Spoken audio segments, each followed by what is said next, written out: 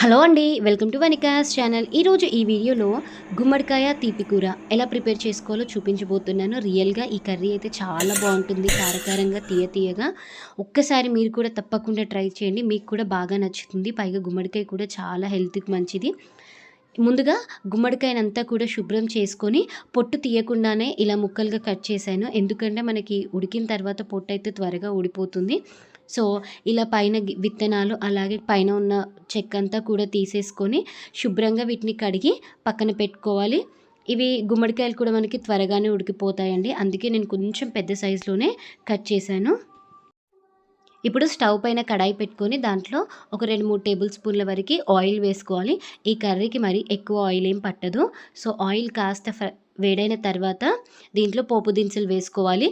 ఇక్కడ నేను జీలకర్ర, ఆవాలు, మినపప్పు, శనగపప్పు వేసుకుంటున్నాను. ఈ కర్రీలో కొంచెం పప్పులు వేసుకోవడం వల్ల మనకి అక్కడక్కడ తగులుతూ చాలా టేస్టీగా ఉంటుందండి కర్రీ. సో ఇలా పప్పులన్నీ వేసుకున్న తర్వాత ఒకసారి బాగా ఫ్రై చేసుకోవాలి.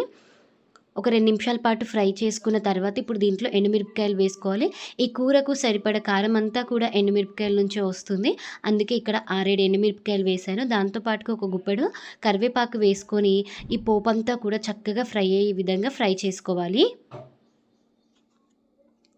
ఇలా మనకి కొద్దిగా పప్పులన్నీ కూడా బాగా ఫ్రై అయిన తర్వాత ఇప్పుడు దీంట్లో మనం ముందుగా కట్ చేసుకొని శుభ్రం చేసుకున్న గుమ్మడికాయనైతే వేసుకోవాలి.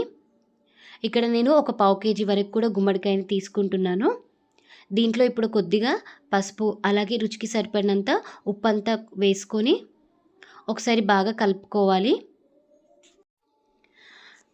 మూత పెట్టుకొని ఒక 5-8 నిమిషాల పాటు కుక్ చేసుకోవాలి. అవసరం అనుకుంటే కొంచెం వాటర్ యాడ్ చేసుకోండి. ఇలా మధ్య మధ్యలో మూత తీస్తూ అడుగు నుంచి బాగా కలుపుకుంటూ ఒక 5-8 నిమిషాల పాటు కుక్ చేసుకోండి. నీరు కూడా మరీ ఎక్కువగా వేసుకోవాల్సిన అవసరం లేదు. ఒక 1/2 కప్పు వరకు వేసుకుంటే సరిపోతుంది. గుమ్మడికాయలు మనకి త్వరగానే ఉడికిపోతాయి. సో చూసారు కదా, ఇలా మనకి ఒక 80% గుమ్మడికాయలు ఉడికిన తర్వాత దీంట్లో 1 కప్పు వరకు బెల్లం వేసుకోవాలి. కొంచెం తీపి ఎక్కువగా తినేవాళ్ళు ఇంక కొంచెం బెల్లం వేసుకుంటే బాగుంటుంది. ఈ కర్రీకి కొంచెం బెల్లం ఎక్కువగానే ఉండాలి. అలా ఉన్నప్పుడే మనకి కారకారంగా తీయగా చాలా బాగుంటుంది. సో ఇలా మనకి బెల్లం కూడా వేసిన తర్వాత బాగా కరిగిపోయి నీరులాగా అవుతుంది కదా. ఇప్పుడు ఈ ఎసరంతా